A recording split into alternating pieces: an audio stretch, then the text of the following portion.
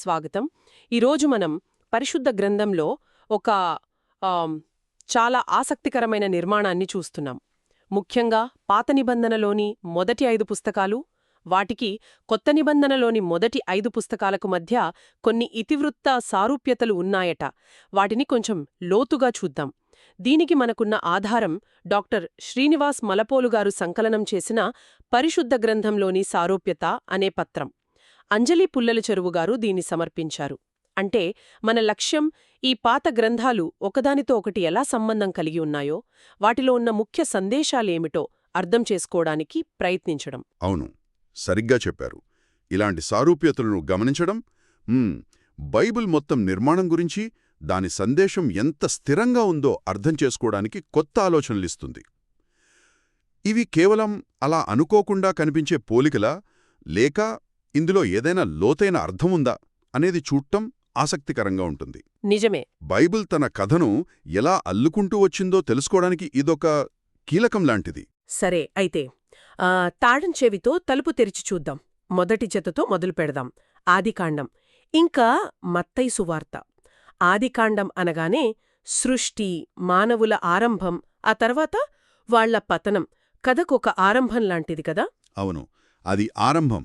మరి మత్తయి సువార్త చూడండి, అది ఈ లోకాన్ని సృష్టించిన దేవుని కుమారుడు యేసు జననం, ఆయన జీవితం గురించి ఇక్కడే సామాన్యముంది. అంటే ఆదికాండం మానవుల వైఫల్యం, పాపం, దాని ఫలితాలు, దేవుని తీర్పు, వీటిని పరిచయం చేస్తుంది.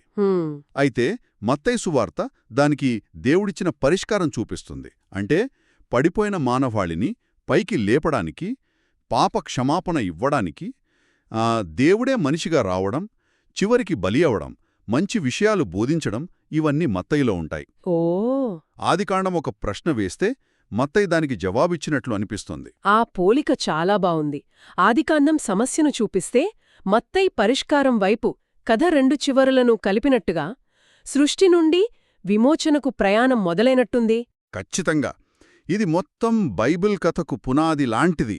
సమస్య, పరిష్కారం, పతనం, విమోచన.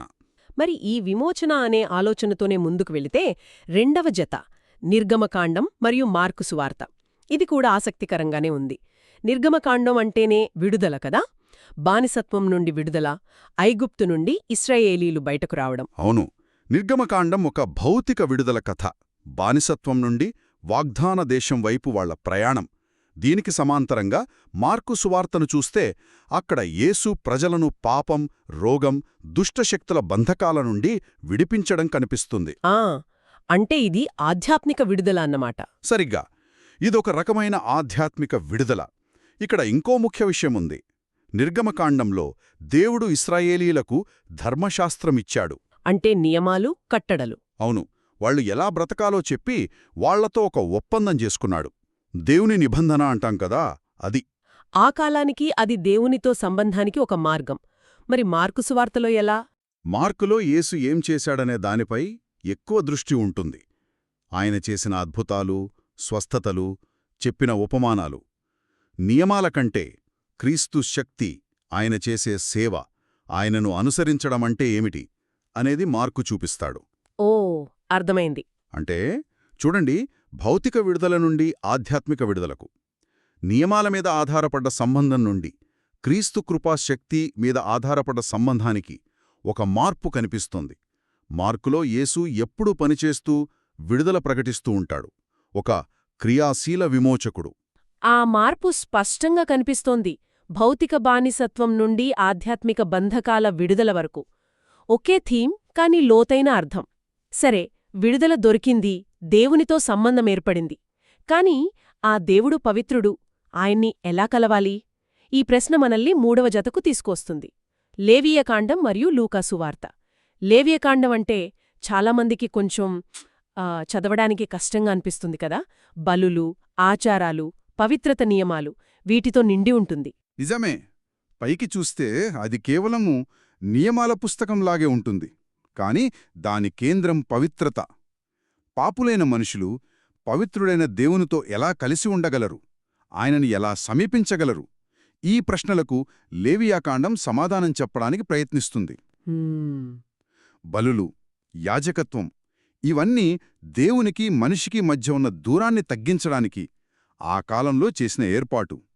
పాపానికి ప్రాయశ్చిత్తం అంటే పాపాన్ని కప్పివేసి దేవునితో మళ్లీ సంబంధం పెట్టుకోవడం. అది ఎలా జరగాలో వివరిస్తుంది.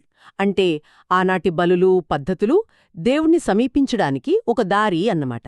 మరి లూకాసు వార్త దీనికెలా స్పందిస్తుంది? ఇక్కడే అసలు అద్భుతముంది చూడండి.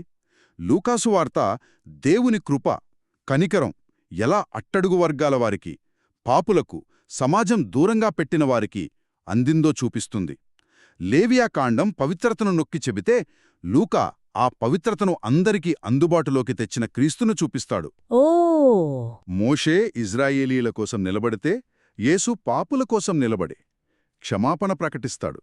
ఇంకా ముఖ్యంగా లూకా సువార్తలో యేసు తానే ప్రధాన యాజకుడుగా, తానే బలిగా మారి ఆ లేవియకాండపు ఆచారాలను నెరవేరుస్తాడు.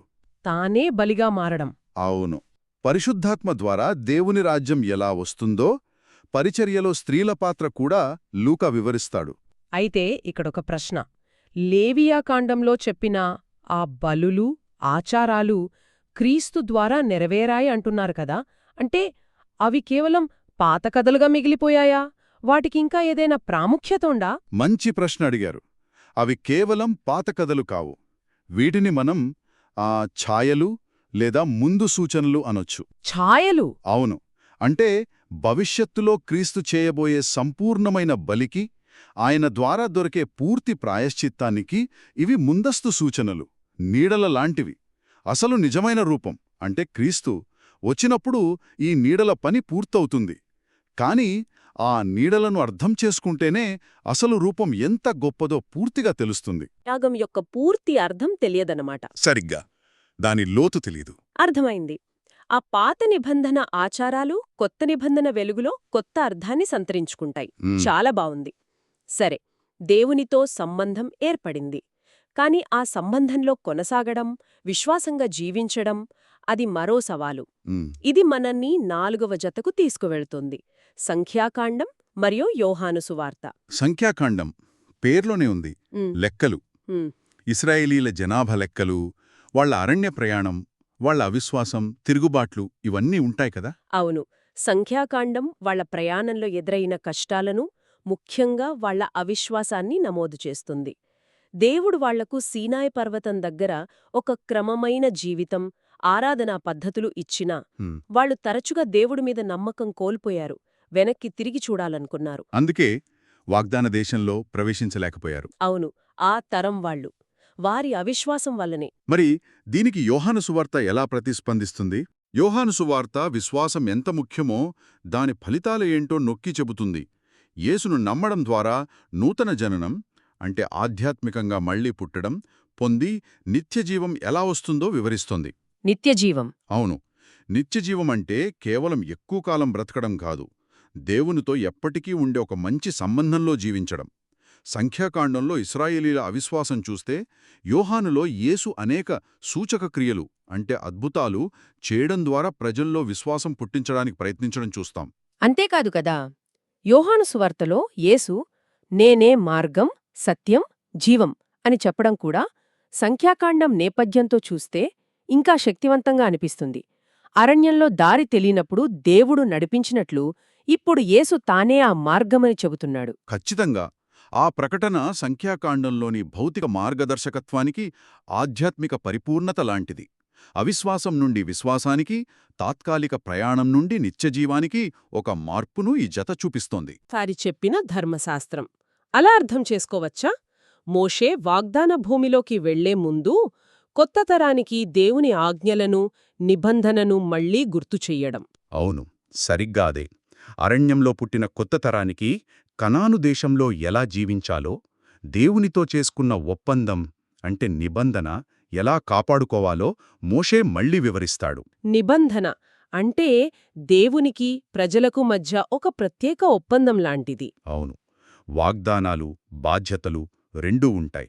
విశ్వాసంగా ఉంటే ఆశీర్వాదాలొస్తాయని, అవిధేయత చూపిస్తే కొన్ని పరిణామాలుంటాయని హెచ్చరిస్తాడు.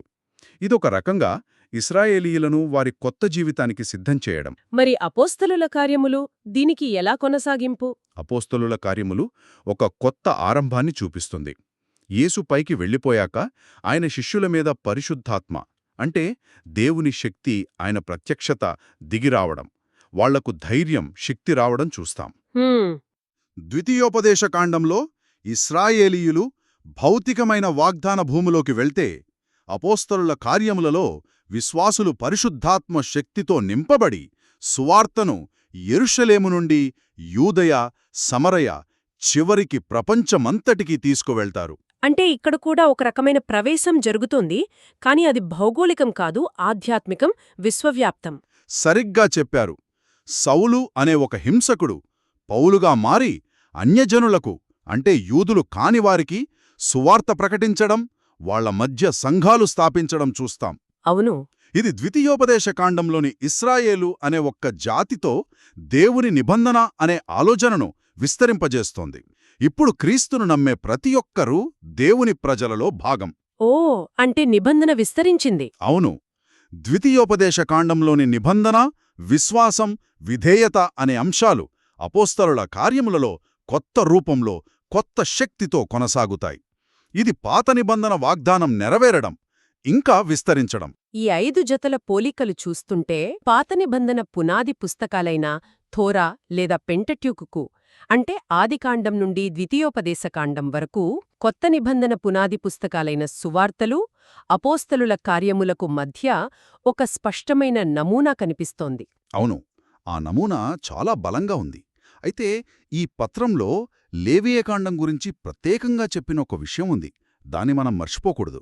ఏమిటది? లేవియకాండం కేవలం క్రీస్తు రాకడకు సూచనగా ఉండటమే కాదు, అసలు క్రీస్తు ద్వారా దేవునితో సమాధానపట్టమంటే ఏమిటో అర్థం చేసుకోవడానికి అది ఎంత కీలకమో ఈ పత్రం నొక్కి చెబుతోంది. సమాధానపడటం అంటే రీకన్సిలియేషన్. అవును, పాపం వల్ల దెబ్బతిన్న సంబంధాన్ని తిరిగి సరిచేసుకోవడం, దేవునితో శాంతిని పొందడం. ఆ పాత నిబంధన బలులు, యాజక వ్యవస్థ ఇవన్నీ చివరికి క్రీస్తులో నెరవేరే ఆ సంపూర్ణ సమాధానాన్ని సూచిస్తున్నాయని గ్రహించినప్పుడే లేవియకాండం ప్రాముఖ్యత మనకు తెలుస్తుంది. అది విశ్వాసానికి పునాదిలాంటిది. తరాల జాబితాలానే ఉండిపోతుంది. కాబట్టి ఈ మొత్తం పరిశీలన నుండి మనం ఏం గ్రహించవచ్చు? సృష్టితో మొదలై విడుదల, ఆరాధన, నిబంధన, విశ్వాసం ఇలాంటి ప్రధాన ఇతివృత్తాలు ఈ మొదటి 5 పుస్తకాల జతలలో ఎలా మళ్ళీ వినిపిస్తున్నాయో చూశాం. పాత నిబంధనలోని వాగ్దానాలు, సూచనలు కొత్త నిబంధనలో ఎలా నెరవేరాయో, ఎలా విస్తరించాయో గమనించాం. అవును, ఈ సారూప్యతలు కేవలం ఆసక్తికరమైన సాహిత్య పోలికలు మాత్రమే కాదు. ఇవి బైబిలంతటా ఒకే దైవిక ప్రణాళిక, ఒకే కథనం కొనసాగుతుందనే వాదనకు బలం చేకూరుస్తాయి. పాత నిబంధన కేవలం యూదుల చరిత్ర కాదు, అది క్రీస్తుకు మార్గం సిద్ధం చేసింది. అలాగే కొత్త నిబంధనను పాత నిబంధన వెలుగులోనే పూర్తిగా అర్థం చేసుకోగలం. ఈ 2 నిబంధనలు ఒకదానికొకటి ముడిపడి ఉన్నాయి. సరిగ్గా. లేవియాకాండం లాంటి పుస్తకాలు కూడా క్రీస్తు ద్వారా దొరికే పవిత్రతను, సమాధానాన్ని అర్థం చేసుకోవడానికి ఎలా సహాయపడతాయో చూడటం ముఖ్యం. ఇది బైబిల్లో వేరువేరు పుస్తకాల సమాహారంగా కాకుండా ఒక సమగ్రమైన, ఒకే గ్రంథంగా చూడ్టానికి సహాయపడుతుంది. ముగింపుగా వింటున్న వారి ఆలోచన కోసం ఒక ప్రశ్నను వదిలివేద్దాం. ఈ మొదటి 5 పుస్తకాల జతలలో మనం చూసిన ఈ లోతైన నిర్మాణ సారూప్యతలు బైబిల్ యొక్క మొత్తం కథన సరళి గురించి, దాని కేంద్ర సందేశం గురించి ఇంకేమి సూచిస్తున్నాయి?